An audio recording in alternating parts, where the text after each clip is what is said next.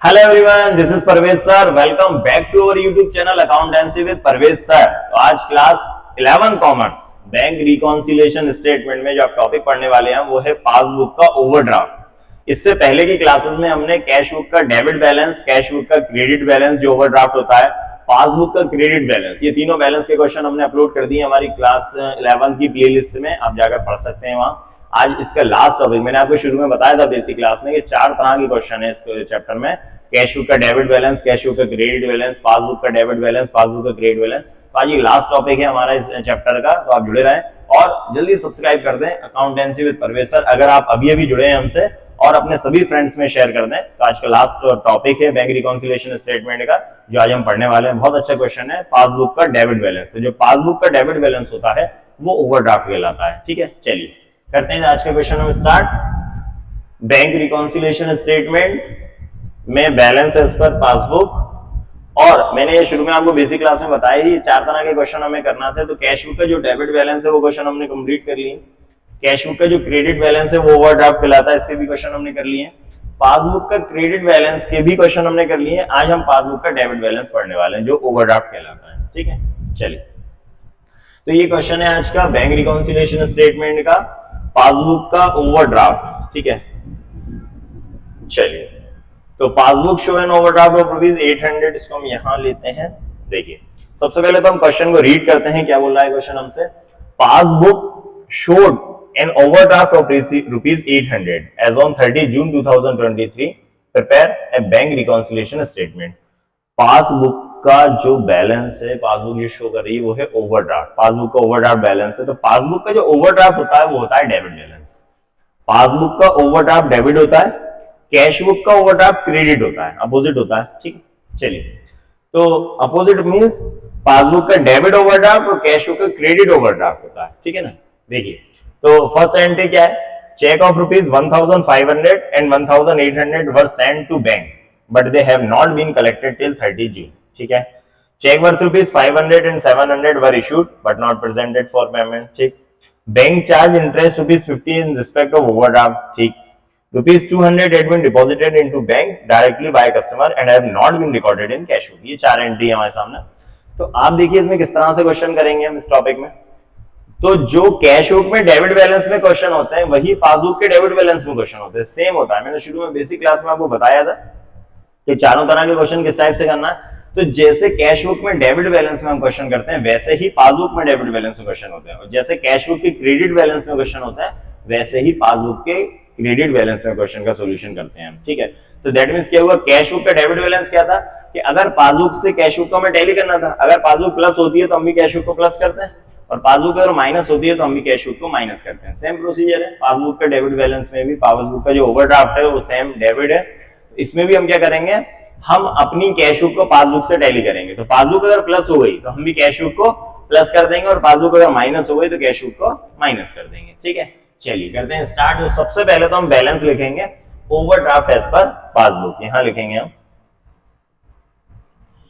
Overdraft as per passbook. Overdraft as per passbook कितना, 800। ठीक है। अब यहां लिखेंगे हम ऐड, और यहां लिखेंगे लेस। ऐड और लेस, तो जो चीजें ऐड होंगी वो ऊपर आएंगे, जो चीजें लेस होंगी वो नीचे आएंगी। अब फर्स्ट एंट्री की बात करते हैं। Cheque of rupees 1500 and 1800 were send to bank. हमने 1500 और 1800 दो तरह के चेक बैंक में भेजे, send, but they have not been collected, लेकिन वो जमा नहीं हुए। हमने कलेक्शन के लिए भेजे थे लेकिन वो कलेक्ट नहीं हुए। क्या हुआ होगा, जब हमने ये चेक बैंक में डिपॉजिट करने भेजेंगे तो हमने अपनी कैश बुक को प्लस कर लिया होगा। ठीक है। लेकिन वो 30 जून, जब हम बना रहे हैं बैंक रिकॉन्सिलिएशन स्टेटमेंट 30 जून तक, तो 30 जून तक वो बैंक में डिपॉजिट नहीं हुए, मींस कलेक्ट नहीं हुए, तो पासबुक बढ़ी नहीं, और हम अपनी कैश बुक को प्लस करके गए। तो अब दोनों को बराबर करने के लिए क्या करेंगे, जो हमने कैश बुक को प्लस कर रखा है उसे बराबर करने के लिए क्या कर देंगे, माइनस कर देंगे। तो पहली जो एंट्री करेंगे हम वो हो जाएगी check deposited, check deposited but not collected। Check deposited but not collected, दो चेक हैं, एक है 1500 और एक है 1800, 1500, 1800, ठीक है। ये नहीं भी लिखे तो चलेगा, दोनों को ऐड करते हैं तो कितना हो जाएगा 3300, ठीक है। ये सबसे पहले फर्स्ट एंट्री कर दी हमने, cheque deposited but not collected, cheque deposit किए लेकिन वो कलेक्ट नहीं हुए, ठीक। Next, cheque worth ₹500 and 700 were issued but not presented for payment. 500 और 700 रुपए के चेक हमने इशू किए। इशू करने का मतलब होता है हमें किसी को देना, किसी को पेमेंट करना था तो हमने किसी को चेक इशू कर दिए। अब चेक इशू किए होंगे तो क्या हुआ, जब भी हम अपने चेक इशू करते हैं तो उतने रुपए से हम अपनी कैश बुक को माइनस कर लेते हैं, लेकिन वो प्रेजेंट ही नहीं हुए पेमेंट के लिए, मतलब बैंक ही नहीं गए, पेमेंट ही नहीं हुआ, तो पेमेंट नहीं हुआ तो पासबुक तो कुछ हुआ नहीं, पासबुक तो एज इट इज है, और हम अपनी कैश बुक को माइनस करके बैठे हैं। तो दोनों को प्लस करने के लिए क्या करेंगे, जो हमने अपनी कैश बुक को माइनस करा था उसे क्या कर देंगे, प्लस कर देंगे। तो इन दोनों चेक से हम प्लस कर देंगे। सेकंड एंट्री क्या बनेगी, check issued, check issued but not presented for payment, check issued but not presented for payment. दो चेक है, कितने का, एक 500 का है एंड 700 का है, ठीक है। तो 5 और 7 कितना हो गया, 1200, 1200 रुपए, ठीक है। चलिए नेक्स्ट एंट्री की बात करते हैं। Bank charged interest ₹15 in respect of overdraft. तो बैंक ने क्या किया, ओवरड्राफ्ट पे इंटरेस्ट लगाया। तो बैंक ने ओवरड्राफ्ट पे इंटरेस्ट लगाने का मतलब होता है कि बैंक ने उतने रुपए हमारी पासबुक से कम कर दिए। ओवरड्राफ्ट का मतलब होता है नेगेटिव बैलेंस, मींस हमने जिस बिजनेसमैन की हम बुक बना रहे हैं, हम अपनी बुक बना रहे हैं, ये मान लें हमारा अमाउंट बैंक में डिपॉजिट नहीं है, इतना अमाउंट हमने बैंक से विड्रॉ कर रखा है, उल्टा माइनस कर रखा है, विड्रॉ कर रखा है। तो बैंक क्या करती है, ओवरड्राफ्ट पे इंटरेस्ट चार्ज करती है।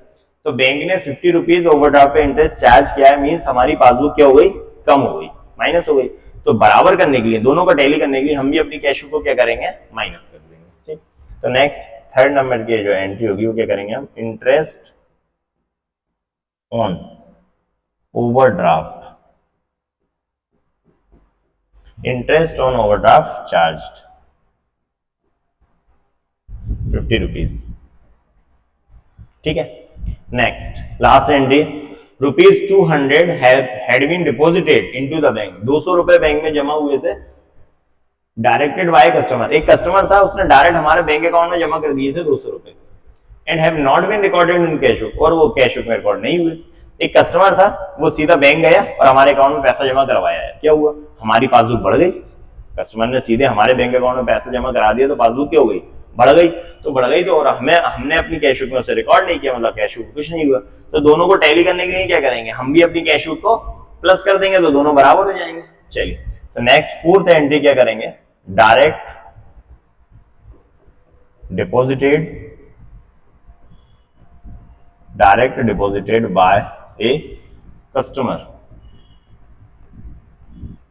डायरेक्ट डिपॉजिटेड बाय कस्टमर कितना हो जाएगा, 200।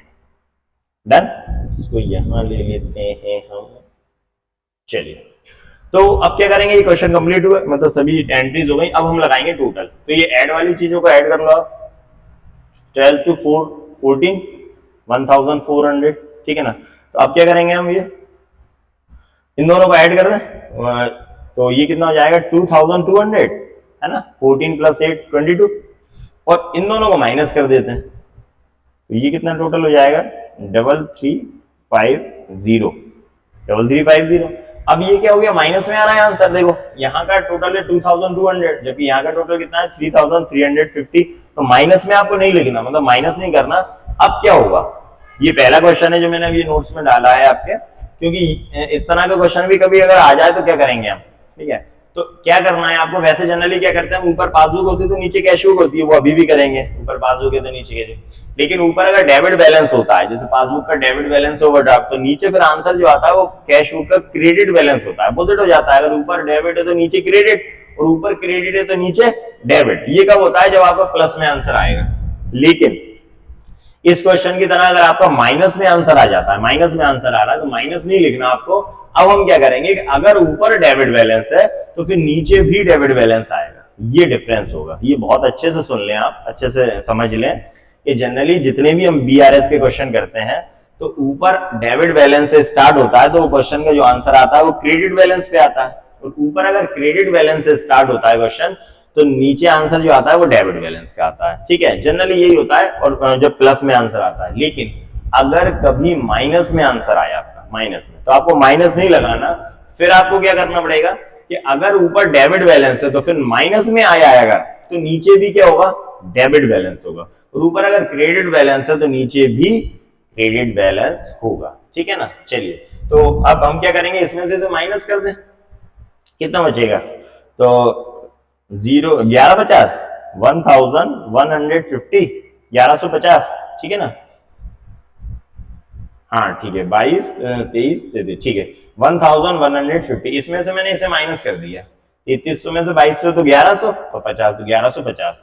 अब ऊपर डेबिट बैलेंस है पासबुक का, तो नीचे भी अब क्योंकि माइनस में आंसर आ रहा है इसलिए कैश बुक का भी क्या कहलाएगा, डेबिट बैलेंस। तो यहां लिखेंगे हम debit balance as per cash book, debit balance as per cash book. तो debit balance as per cash book कितना हो गया, 1150, ठीक है, 1150 रुपए। ये क्वेश्चन कंप्लीट हुआ, इसको आप नोट कर लें। बैंक रिकॉन्सिलेशन स्टेटमेंट का ये जो क्वेश्चन हम कर रहे थे वो है पासबुक का डेबिट बैलेंस था, मींस पासबुक का ओवरड्राफ्ट था। ठीक है ना। और इसमें दो कंडीशन भी आ रही, इसके जो आंसर आया वो हमारा किस में आ गया, माइनस में आ गया। तो एक तो पासबुक का ओवरड्राफ्ट था और दूसरा आंसर भी किस में आया, माइनस में आया। ठीक है, अच्छा क्वेश्चन है, इसको आप प्रैक्टिस करना अच्छे से। और जब भी आप बैंक रिकंसिलेशन स्टेटमेंट या कोई सा भी चैप्टर आप स्टार्ट करें, यूट्यूब पर देखना, वीडियो देखना स्टार्ट करें या पढ़ना चालू करें, तो आप फर्स्ट पार्ट से स्टार्ट करें। ये मैं इसलिए कहता हूं बार बार कि जब भी हम कोई बीच में क्वेश्चन करते हैं, जैसे हमने एकदम से ये क्वेश्चन उठा लिया, अब हमें पता ही नहीं चलेगा कि कैश बुक के डेबिट बैलेंस में क्या होता है। जब हमें कैश बुक का डेबिट बैलेंस ही नहीं पता तो फिर पासबुक के डेबिट बैलेंस में कैसे होगा। मैं ये बोल रहा हूँ कि जो हम कैश बुक में डेबिट में करते थे वही पासबुक के डेबिट में करेंगे। तो पहले तो आप ये देखेंगे कैश बुक के डेबिट में करते क्या थे, ठीक है ना। तो ये आपको क्वेश्चन जल्दी समझ में आ जाएगा जब आप पार्ट 1 से स्टार्ट करेंगे कोई भी चैप्टर। मैंने एक एग्जांपल भी दिया था आपको, जब भी हम कोई मूवी देखने जाते हैं तो हम स्टार्टिंग से देखते हैं कि नहीं देखते, कि हम ये कहते हैं नहीं ठीक है 3 घंटे की मूवी, हम एक काम करेंगे 1 घंटा बाद चलेंगे, आपको समझ में आएगी, नहीं आएगी। क्यों? क्योंकि हम वहां पर थिएटर में भी क्या करते हैं कि मूवी स्टार्ट होने से पहले पहुंच जाए ताकि हमें पूरी स्टोरी समझ में आ जाए। तो पूरी स्टोरी चैप्टर की भी समझने के लिए आपको क्या करना पड़ेगा, आपको फर्स्ट क्वेश्चन से स्टार्ट करना पड़ेगा। बेसिक क्लास, सबसे आप पहले बीआरएस की बेसिक क्लास लें, ये किसी भी चैप्टर की पहले बेसिक क्लास पढ़ें। बेसिक क्लास से जब आप स्टार्ट करेंगे तो धीरे धीरे आपको जो क्वेश्चन है वो समझ में आने लगेंगे, और एक टाइम ऐसा आएगा कि जब आप इसको इस चैप्टर में किसी भी चैप्टर पे आपकी अच्छी कमांड मिल जाएगी। ठीक है, जुड़े रहिए आप इसी तरह हमारे साथ। और प्लीज अगर आपने अभी तक सब्सक्राइब नहीं किया है तो प्लीज सब्सक्राइब कर लीजिए accountancy with Parvez sir YouTube पर, और इंस्टाग्राम पर भी आप हमें फॉलो कर सकते हैं accountancy with Parvez sir. Next video में आपसे फिर से मिलता हूं मैं कुछ नए टॉपिक के साथ में, तब तक के लिए thank you and good bye.